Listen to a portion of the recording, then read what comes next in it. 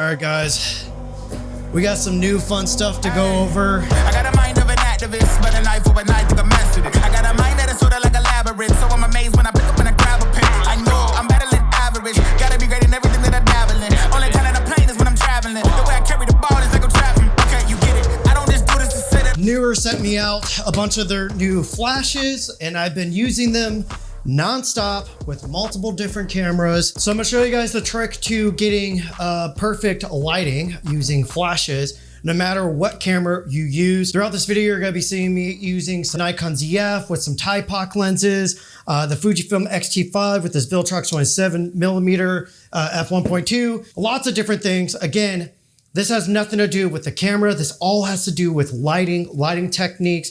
And while going over all this, we're gonna showcase Neewer's new flashes here so you guys can see it. So while we're talking about all this, I'm gonna show off Neewer's new Q4 400 watt flash here. We'll also go over some on-camera flash stuff. There's gonna be a few techniques that we're gonna go over here. The first setup you're gonna see, it's how I use a off-camera flash as a hard light while mixing it up with some color and just really creating some intrigue with that. And then we'll go over my most used case is, pairing up a softbox or octabox, any size. That's usually how I like to rock it. And then we'll also go over some on-camera flash stuff as well. As we go through all of the techniques though, I'm gonna showcase this new flash because it is pretty interesting. You guys are gonna see though, I may or may have not already broke mine. Sadly, this is the type of stuff that happens. I did have the softbox on here when it ate it, but you can see the screen did take a little bit of a ding on there, but it still turns on and everything. So, I've had a lot of flashes drop and fall because usually they're like a really odd shape. This new Neewer light is also kind of an odd shape, but it did help it from falling on other times. You guys will see as we get into the hard light setup that I did, it was extremely windy, and it's the softbox that really wants to blow this thing over. Yeah, but you can see the shape on this. It's really unique. It's new. It's different. I really dig it. My only gripe is in the case, you can't keep the bulb on there, which is probably wiser because you don't want to keep the bulb on there when you're transporting it. You're not supposed to. I always have with all my other previous strobes out there, but I really love the battery on here. That's usually like one of the more annoying things on other flashes, and it doesn't trickle out power or anything like that if you're not using it. So really love this new design. Really easy to charge up. You don't need like a crazy proprietary charger either. You can see there's just a DC port right there. You can get multiple batteries on there. This is where the bulb goes here. I do wish they gave like a more professional plastic case for this, but this is how I've been rocking it. So I'll just throw this on for you guys. Again, you're not supposed to be handling bulbs like this, but cowboy shit. Plugs in right there. And then we have our little strobe kit right here. This little rubber piece slides right on there. And with that, we'll go over the first setup. So guys, since it's so windy out here, I'm going to see if there's a way I can rig. So I'm gonna put a softbox on here, but it's definitely gonna flop over. What's cool is on the reflector, there's a little magnetic attachment that you can put on here. It's a little silicone rubber thing. So I'll be able to shoot with the color gel. And then we will also put on this barn door. Oh, look at that. And the reason I did this first setup was purely because it was incredibly windy. So I love doing hard light, but I want to spice it up and make it a little bit more interesting. So while throwing this on here, you can see it just buckles in right there. You can get all these magnetic accessories for their flash here. Really, really amazing. You can see just clamps on just like that. I have all the other gels here. So you see we have a blue one, a yellow one, and then we have a green one. All right, guys, I'm putting the TIPOC 28mm on here. Incredibly fun system here. It is manual focus, so we're gonna see how this goes. F1.4. But anyways, you guys saw I had the red gel on there, and that was just to, make the shoot look a little bit more interesting. Later on in the video, you guys will see I did slap a softbox on there. We did some other type of shots. With this light being 400 watts, this is plenty bright enough to light a single, double, sometimes even triples, depending on what modifiers you have. That's where wattage comes more into play, is when you start putting all those modifiers. You bitch. Stop. Can everything just work? Just a little bit. I think I was at like 1/28 of power on there. And you could choose if you want to do whole steps, quarter steps, half steps. So that's how powerful this thing is even at 128. doing hard light setups like this, you guys are seeing the footage, this is still plenty bright enough. On that.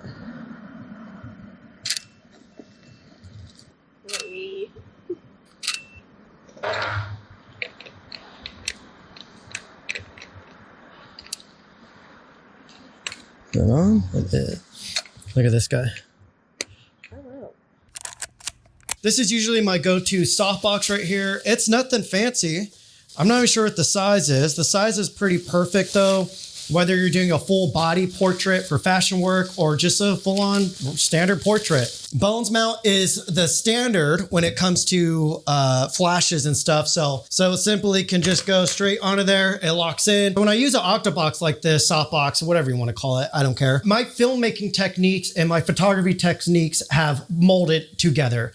So traditionally, I think a lot of photographers don't know about short-sighted lighting. So I like to combine short-sighted lighting with Rembrandt lighting. Let me actually turn this on and we'll use the modeling lamp on here. So you see, you just hold down that power button and then you spin this. Even though my screen is cracked, it still works. Again, it dropped. My light stand was as high as it can go. It was literally like up here and it fell right onto the back of it. And that's all that happened. I would call that pretty robust. Anyways, let me just show you what Rembrandt lighting is. I don't know if I can do it on here. It's simply getting light on one side of the face and then a kiss of it right on top of the cheek right here. This is a painter's effect that photographers have stolen, and we've been using it for decades and decades and decades. Now, what is short-sighted lighting? A lot of photographers will just shoot from this side. Personally, I like shooting from the shadow side. To me, this creates a lot more depth, a lot more layers, just a lot more contrast and intrigue to the viewer. That's what short-sighted lighting is. It's simply shooting from the dark side. So this is literally the technique I use for everything. Like I never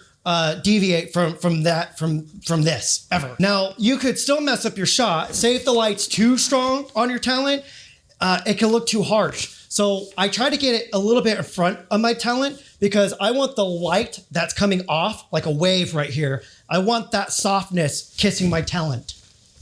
Oh, that was killing my arm. I worked out my shoulders yesterday and that was killing my arm and my shoulder. Yeehaw! Yeah? Yeah. So guys, it's literally that simple. Again, if you guys want to see me do more in-depth tutorials or anything, maybe I'll take you guys on an actual shoot and break it down while I'm doing it. Let me know down in the comments. So you can see that's the modeling lamp. We're blasting the lens right there. That's on high, that's on low, that's off. I'll show you what the modeling lamp looks like. Again, that's on high, that's on low, and that's off. So yeah, if it's dark enough, you can literally just use this as a light. And then you can see when I trigger it, the modeling lamp goes off for a second, then it comes back on. This is what's super cool because traditionally flashes used to use tungsten bulbs, and those tungsten bulbs were your modeling lamp.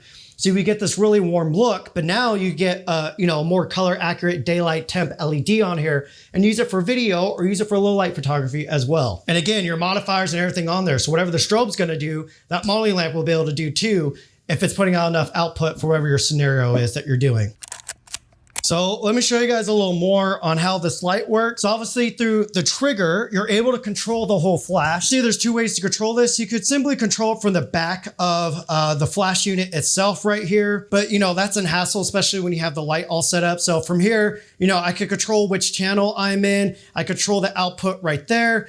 Really, really intuitive, simple to use. And that's pretty much it for the trigger there. But you could also turn on and off the modeling lamp straight from the trigger as well. But yeah, that's the Neewer Q4 strobe. Now let's go over the on-camera flash real quick.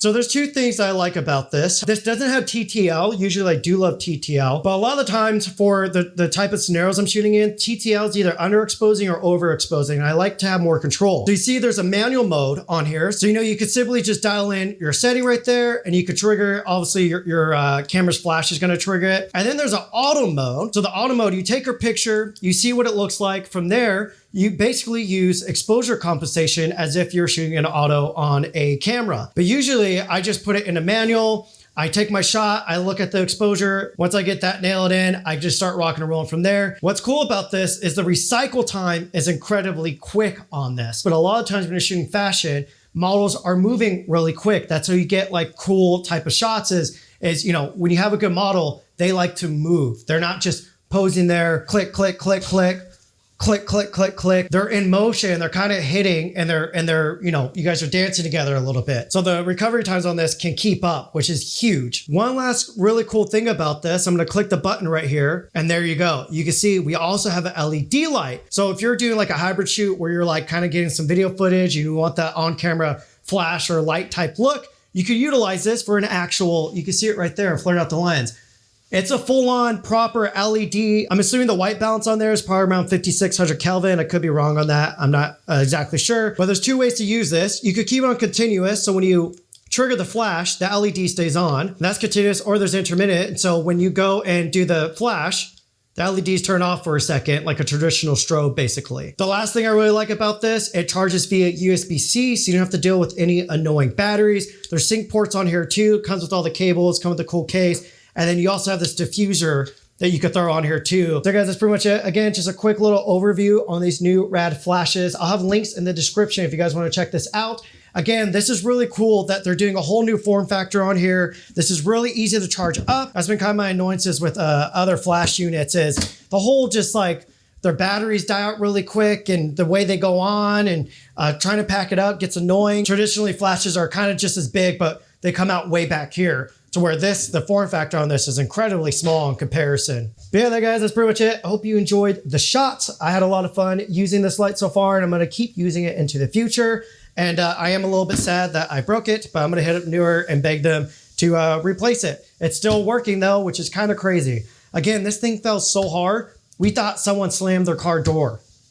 Like that's how hard it hit the ground. And that's all that happened. And it still works. Like that's really cool. I've broken lots of flashes because, you know, shooting in the desert and the mountains, winds, and anyways, that's it. Peace.